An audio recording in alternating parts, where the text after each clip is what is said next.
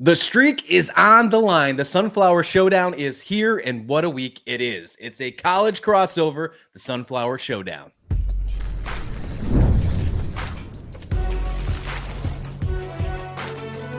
You are Locked On College Crossover, part of the Locked On Podcast Network. Your team every day. Yes, let's go. Welcome on into a Locked On College Crossover, Locked On Kansas State, Locked On Jayhawks, Derek Johnson, Christian Rauh here to bring you one of the most exciting rivalries in college football, especially inside the Big 12. Move over Holy War, move over Farmageddon.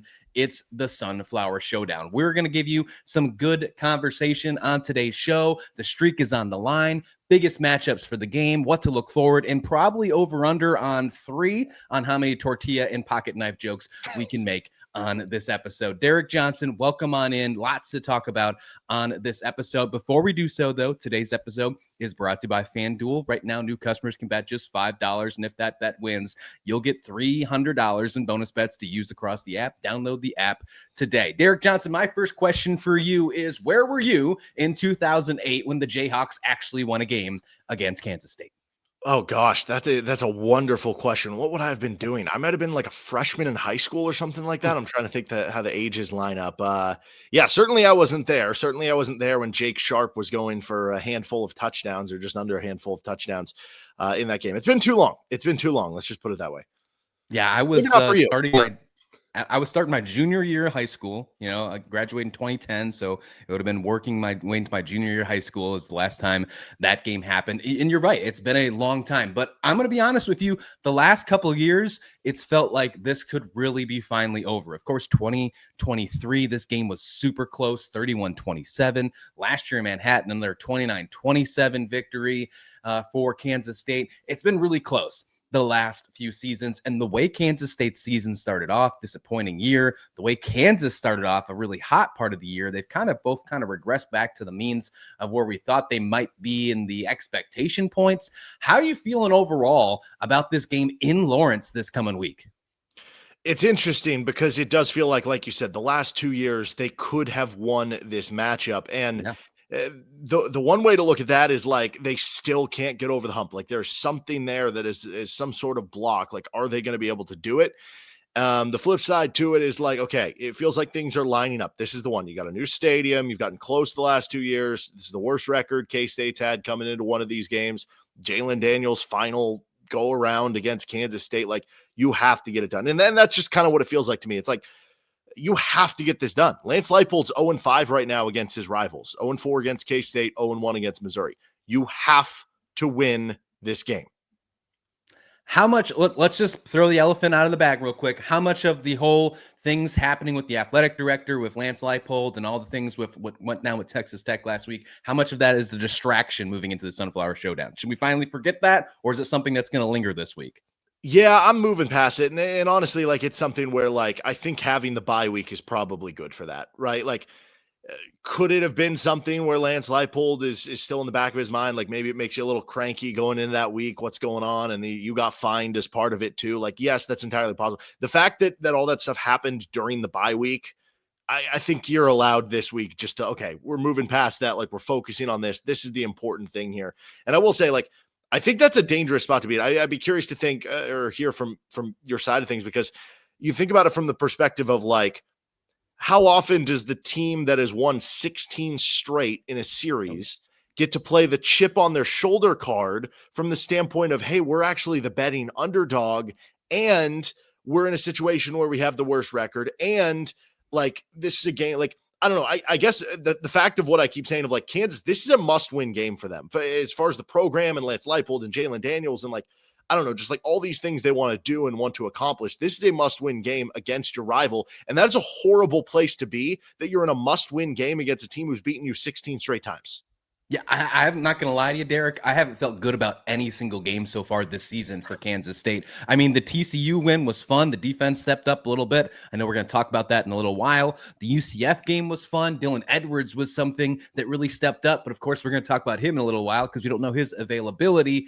And then just the way that this entire season has gone, it kind of feels like the basketball season a little bit with those peaks and valleys, but there's been a lot more valleys than peaks for Chris Klieman in Kansas State. I definitely don't have the warm and fuzzy like saying, okay, this one is a guaranteed moving to 17 straight. I think there's an absolute chance that the streak ends this season. I'm not going to sugarcoat it for my fans. They know that my everydayers, they get transparent talk from me over on Locked On Kansas State. I think there's a legit chance that Kansas could win this game. You're in Lawrence.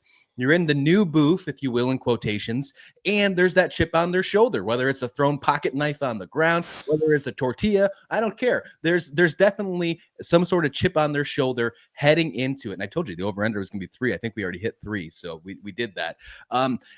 Either way, I think this is going to be a wild game, and although I think Kansas State is underperforming this year, there's no doubt there's no doubt they're underperforming. I had them as a 10-2 team, 9-3 at the minimum.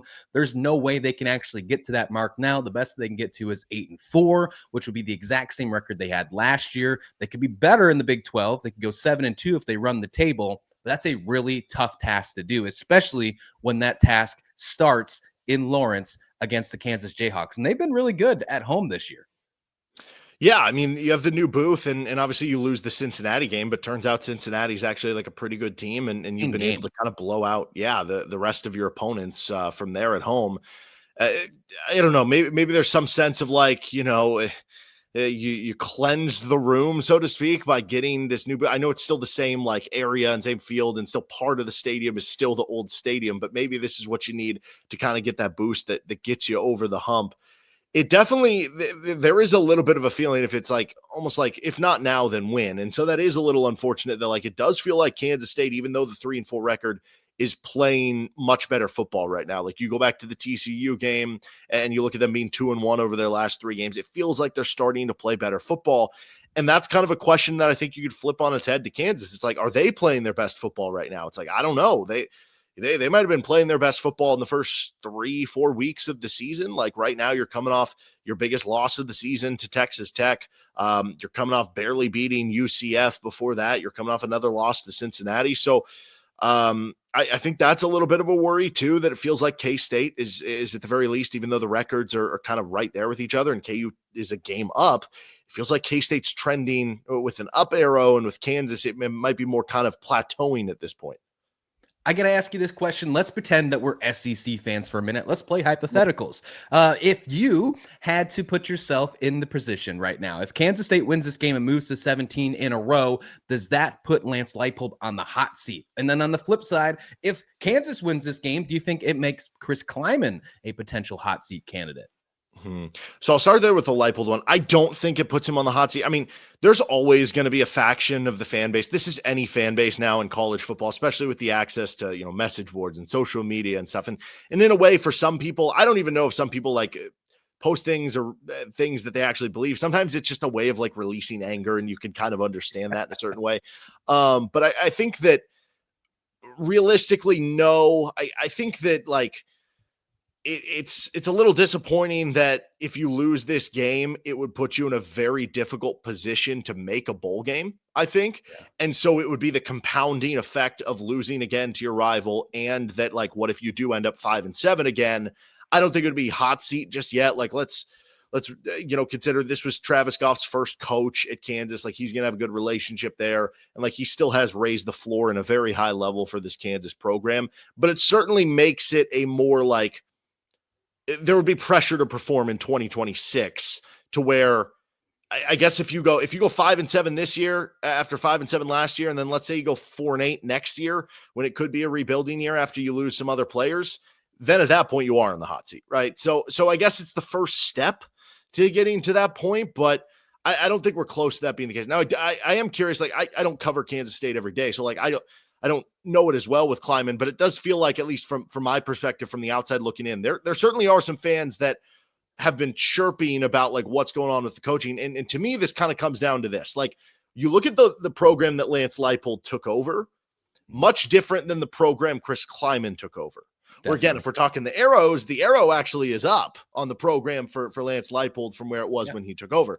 Whereas the program for Chris Klieman at K-State, Like if you lose to Kansas, something that hadn't happened in the decade plus before you took over, and at that point, then you'd be 3-5, the arrow would be down. So I don't know. I'd be curious on that answer from you as well. Yeah, I think there's a small amount of people, and maybe that amount continues to grow, that is going to have pitchforks ready at the stake. I truly do, and ready to say it's over for Chris Klieman. We've already heard that a couple times so far this season with the loss to Army, when they almost lost to FCS, South Dakota. There's just been a lot of issues so far this season. North Dakota, not South Dakota. But yeah, I could see it. I could totally see it. I don't think there's like a firing in the middle of the season. I don't think Gene Taylor is about that life, but I do think that there might be a potential move forward, especially with all the openings in there. But that's not going to happen because they're moving to 17, right? I know you agree with me on that. No, there's a lot of things. The energy is super high. I mean, the energy of just talking to you about this Sunflower Showdown feels different, right? This is more of a different kind of conversation than we normally have because it's one of the best weeks in college football in the state of Kansas. Let's get into some big matchups for the game. Jalen Daniels has a huge matchup for him against Kansas State's defense, who's arguably playing the best defense so far this season. We'll do that next on this Locked On College Crossover. But first, this Locked On College Crossover is brought to you by FanDuel. The NFL season is here, and FanDuel has an offer you don't want to miss. Right now, new customers can just pick a bet and bet $5. And if that bet hits, you'll win $300 in bonus bets to use across the app. That's right. All you got to do is put down $5. If it hits, you'll unlock $300 to use across that FanDuel app. I mean, whether you're a casual fan, love diving into the stats, if you want to hit something on the Sunflower Showdown as well, you absolutely can do that. FanDuel makes the game day experience so much better. So what are you waiting for? Visit FanDuel.com right now to get started. You can download the FanDuel app today and check out that $5 bet for $300 in bonus bets. This episode of Locked On College Crossover of Locked On Kansas State and Locked On Jayhawks is also brought to you by Quo. It's one of the tools that helps make a huge difference for business owners. It's Quo, formerly Open Phone. It's the same great business phone system you've heard me talk about before, but just with a new name. Here's why it matters. Every missed call is money left on the table. Whether a new customer conversation counts, you need a phone system that keeps you connected 24/7. Quo is the #1 business phone system that streamlines customer communications. It works right through an app on your phone or your computer, so no more carrying two phones or relying on a landline. I wonder if people still carry pagers this day as well. But either way, you don't have to worry about that with Quo. I love how Quo, which is formerly known as Open Phone, lets your team share one number and collaborate on calls and texts. Like a shared inbox, no customer gets left hanging. So see why over 90,000 businesses trust Quo. Formerly Open Phone. Get started for free and get 20% off your first 6 months at quo.com/lockedoncollege. And that's quo.com/lockedoncollege. If you got existing numbers with other services, Quo will port them over to you at no extra charge. Quo, no missed calls, no missed customers. The Sunflower Showdown is here. Locked On College Crossover of Locked On Jayhawks and Locked On Kansas State is bringing you the action, not one, but 2 times this week. That's right. Not only are we going to bring you this Monday episode, we're coming at you on Thursday as well. There's going to be a lot of matchups to talk about. Derek Johnson of Locked On Jayhawks joining me, Christian Rauh, Locked On Kansas State. Hit that subscribe button if you haven't already on both the channels, because this is where you want to be this week for the Sunflower Showdown. Derek, for these matchups, I think the biggest one you really have to pay attention to is Jalen Daniels, of course, of Kansas. I do think you can obviously talk about Avery Johnson, what the abilities he has to do, but when you're looking at last week's game, of course, we're going back to the game, not the bye week, but the game with Kansas and Texas Tech. There was so many issues going on with Kansas's offensive line. I think I saw it was 9 sacks that Kansas had, and it just that Kansas allowed. And on the flip side, Kansas State probably had the best defensive outing against TCU, their best defensive outing of the season, with multiple turnovers, 2 of them becoming pick sixes. It's just an ultimately good defensive outing, something you expect from a Kansas State team that should be at that ceiling that we talked about earlier. What's your thoughts about that matchup? Was that a fluke of an offensive line performance, or is that actually a huge concern for the Jayhawks going into this week? So there's a couple different things about this Kansas team that are like, I guess you would say like average in a way that when they play somebody who's below average to bad, they look good. When they play somebody who's like dominant, like Texas Tech, you could argue has the best defensive line in the country. Sure. And so here's the thing. Like, if you look at the pressures allowed by game for the KU offensive line, 4 to Fresno State, that's very low. 4 to Wagner, that's low, but FCS team. 15 to Missouri, that's a little bit higher, certainly. But Missouri also has one of the top 5 or 10 defensive lines in the country. They're top 5 in the country in sack rate. Then they give up 8 pressures in the West Virginia game, or in the West Virginia game, 6 pressures in the Cincinnati game. So not very much in either of those. 6 pressures in the UCF game. Those are all good numbers. They gave up 32 pressures in the Texas Tech game. So that basically means in the first 6 games of the season, Kansas gave up 43 pressures. They gave up 32 to Texas Tech. So they almost doubled that in one game. So I tell you that to say, is it possible that, Texas Tech figured something out? I don't know. I think it's just Texas Tech has dudes and they consistently whooped KU. Is it something where I think KU's offensive line or their pass blocking is a strength? No. But do I think it's normally going to be that big of a weakness? No. If you have NFL dudes on the defensive line, like not just NFL, not just like, oh, you're going to get drafted in the 6th round, like dudes like David Bailey, Romello Heights, like those are going to be day 1, day 2 picks in the NBA draft. If you have dudes like that, then yes, I'm worried about the KU offensive line. If you don't, I think you can be at least like it's not going to be as big of a problem. I guess I would put that way. Yeah, I mean, that makes sense. It sounds like it's more of a fluke then. It really does. If you're looking at the stuff at the beginning of the season. I don't want to say fluke, though, because like Texas Tech is that good, you know? Right. It's like you played a bad game and Texas Tech played a good game with a really good defensive line. And that's what happened. Well, Kansas State doesn't have Tobias Usami anymore. There's the talks that he might be out for the rest of the season. Jordan Allen stepped up. That was great. Cody Stufflebean's done good on the defensive side, but nowhere near the fact of bringing you that type of pressure that you need for a Kansas State defense. Where Kansas State really shined was in their secondary, surprisingly enough, this past week against TCU. The secondary has been a huge question mark this entire season with obviously the departures of Jacob Parrish, Marcus Siegel, who are now in the NFL, and they tried to find these big shoes to fill with the transfer portal. They finally started to do that. Obviously, Desmond Purnell, the linebacker, had one of his greatest games that you could ask for out of him so far last week for the entire career of his Kansas State career. But I don't know if they can bring that amount of pressure like Texas Tech did. I'm not going to compare Kansas State's defense to Texas Tech's defense. That just wouldn't be fair.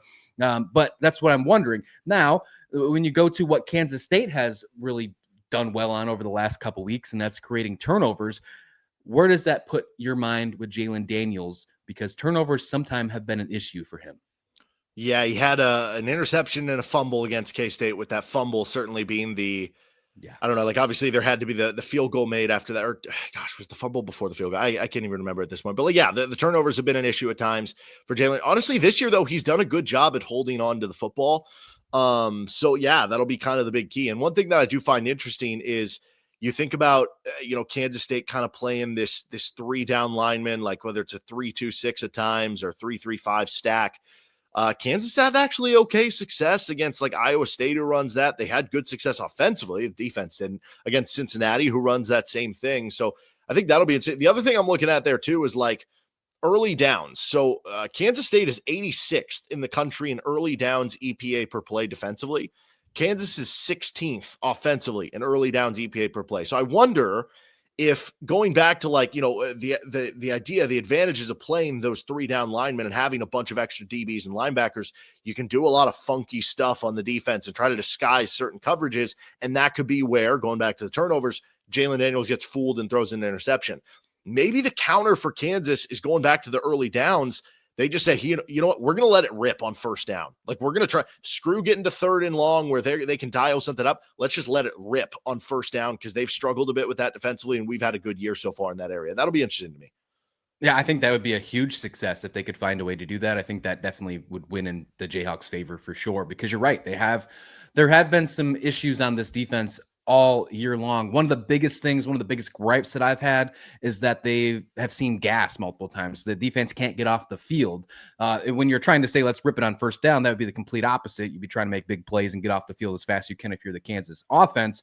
But if you can find a way to have methodical 10-plus play drives against this Kansas State defense, keep them on the field, keep Avery Johnson off the field, whether he has weapons or not, like Dylan Edwards, who we're going to talk about in just a minute. I think that would be a huge success as well for Kansas, because we saw it against Iowa State. Week 0 in Dublin, they got gassed at the end of the game. I know they were playing in a monsoon, but either way, they got gassed and that ended the game.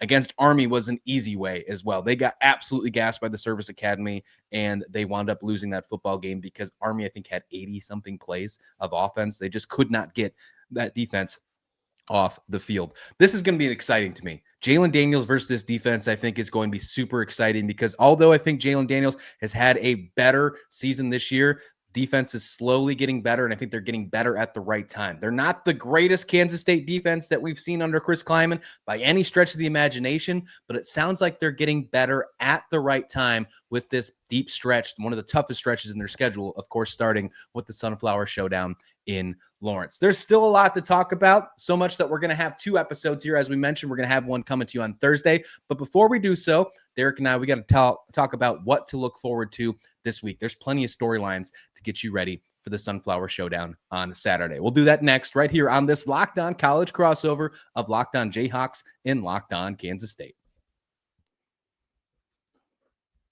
But first, let's be honest, most of us can't even name our financial accounts, let alone what they're worth. Between 401ks, savings, and investments, it's easy to lose track, and that means you're leaving money on the table. And that's why I started using Monarch. It's an all-in-one personal finance tool that brings your entire financial life together in one easy to use interface on your laptop or your phone. It's helped me organize my accounts. One thing that it's definitely helped me in my personal life is to tell me how much I am spending on food deliveries. It is just a terrible amount of money. I completely stopped it because of Monarch, and it helped me so much. And now I'm finding myself with extra money in my pocket. Who doesn't want that? So don't let financial opportunities slip through the cracks. Use code LOCKEDONCollege at monarch.com for 50% off your first year. That's monarch.com, code LOCKEDONCollege for half off your first year.